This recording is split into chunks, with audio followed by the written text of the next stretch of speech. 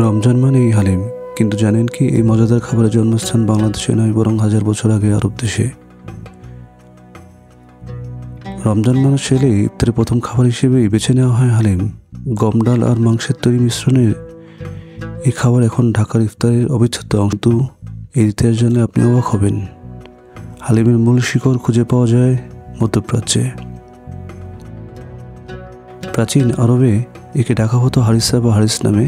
হারিসা শব্দের অর্থ হলো ভালোভাবে নেড়ে রান্না করা, কারণ রান্নার সময় এটি ঘন্টার পর ঘন্টা নেড়ে যেতে হতো।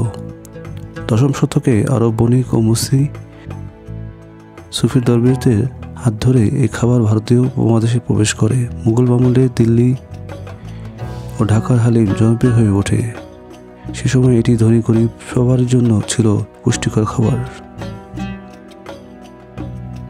বাংলাদেশে হালিম বিশেষভাবে ইফতার আইটেমে বেশি পরিচিত। ঢাকার হালিম ঘন, মশলাদার এবং বিশেষ স্বাদের জন্য বিখ্যাত। ভারতে হায়দ্রাবাদের হালিম এতটাই জনপ্রিয় যে এটি ইউনেস্কো জিআই ট্যাগ পেয়েছে।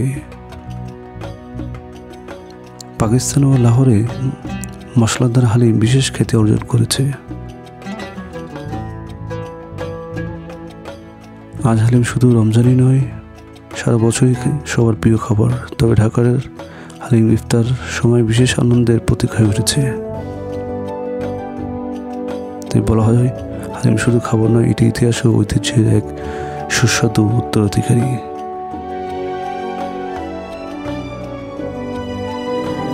এই ভিডিওটি ভালো লেগে থাকলে লাইক দিন, শেয়ার করুন আর সাবস্ক্রাইব করুন খাবারের গল্প কথা চ্যানেল।